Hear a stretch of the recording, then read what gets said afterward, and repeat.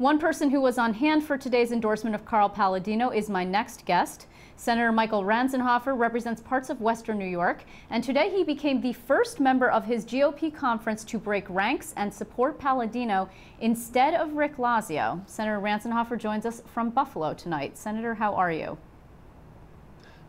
Great. Pleasure to be here. So what made you decide to make this move and back Carl Paladino for governor? Well, Carl Paladino is a private sector guy. I think we need to emphasize more of the private sector in New York State.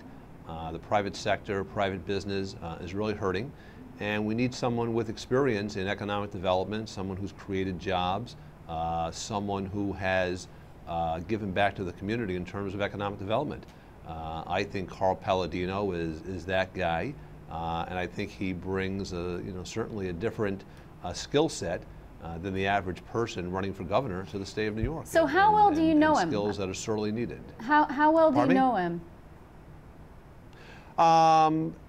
He's not a friend. He's certainly a business leader in in our area, and I know him through attending events, through common interest.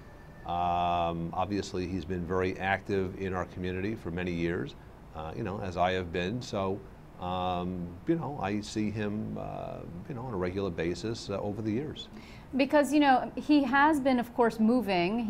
The momentum is on his side, while Rick Lazio is still leading him in the polls among Republicans. He has gained ground, and also he has this $10 million of his own money he says he'll spend.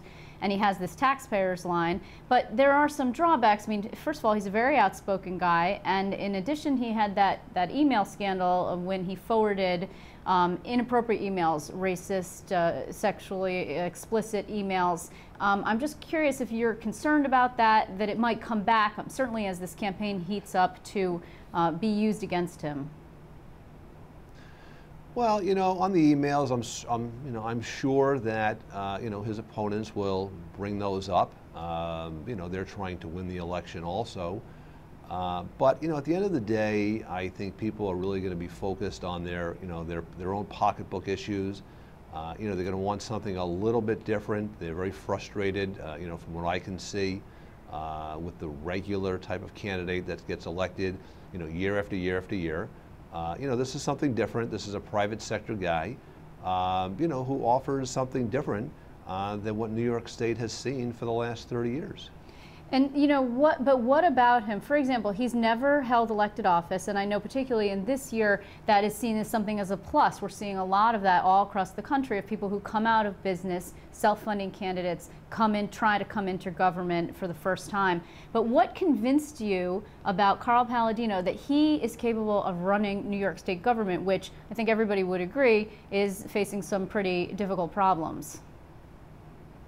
Well, we've seen for years and years the typical candidate who has a lot of experience in government, and we see New York State continuing to slide. So obviously that skill set of, whether you're, no matter what elective office you're in the past, really hasn't provided the type of leadership, expertise, and experience to turn the state around.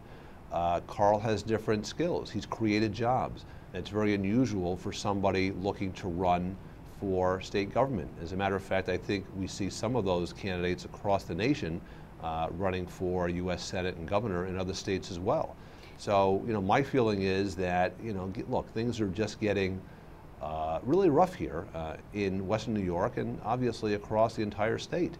And we have somebody that has created jobs, and I think that, in my opinion, that's really the #1 issue is let's create some jobs so we can keep people here. We keep on losing more and more people year after year, and it just puts a greater burden on the on the folks that are still remaining to just pay more and more of their money for government, and we need to really reverse that trend. So we're seeing a lot of support for Carl Paladino. He is a Buffalo businessman. He has done a lot of investment in the city of Buffalo. Now, Genesee County is one over from Buffalo. Is this just a Western New York phenomenon? I mean, are we going to be seeing this, if you will, move down New York State, that Paladino is picking up steam, or we're just seeing a consolidation? Because many of the people, for example, the Genesee County GOP chairman, backed Chris Collins against Rick Lazio initially, the Erie County executive who ended up not running for governor. So this is just, why is this not just an anti-Rick Lazio movement and not a pro-Palladino movement per se? Well, I'm going to leave that to the more politically astute. I really don't know. I mean, what attracted me, to endorse Carl, and again, as the first state senator to do that, is that I think that private sector experience is something that, is sorely needed. And that's what I find very attractive. And, I think the endorsement today by other chairmen, are for much along the same lines of reasoning that I have, that we have a private sector guy who's been successful in his own right, has created private sector jobs, and that's what the state is really starving for. Did you discuss this decision with your fellow Republicans in the Senate, in particular Minority Leader Dean Skelos, who is a Lazio backer? No, I didn't. Again, I'm not as political as some of the others. This is a decision that I came to on my own. I had some discussions with Dick Siebert, who endorsed him today, in terms of his endorsing him. I've told him that I've known Mr. Palladino for a number of years, and obviously the qualities that he brings to the governorship of this state. And that was basically the extent of my discussion. I've not been requested by either Mr. Palladino or Mr. Lazio for an endorsement, but people look to me for some guidance and opinion, and this is the judgment that I made. Senator, don't you find that a little strange that neither Rick Lazio, who's actually the designee of the party, nor Carl Palladino asked for your support? I mean, you would think that, particularly at a time where the Democrats are so far out and ahead, that the party's designated standard bearer would come to you and other Republicans and ask for your support. Well, again, I'll leave that analysis to the political experts in terms of their strategy of asking for endorsements or not endorsements. My own personal feeling is that a candidate is going to sink or swim based on their own credentials. Obviously, this creates a lot of, buzz or excitement or enthusiasm, in communities and in the media. But I'll leave it to other political experts to, analyze, whether it was a good move or bad move to request or not request endorsements from me or others. Let me just ask also, are you going to be running on Carl Palladino's taxpayer line? I'm sorry? Well, Carl Palladino has created this independent line. He's calling it the taxpayers line. He just filed. Are you going to be running on that? No, I'm not. I'm running on the Republican line and the conservative line and the independence line. That's a lot of lines. I've limited my campaign.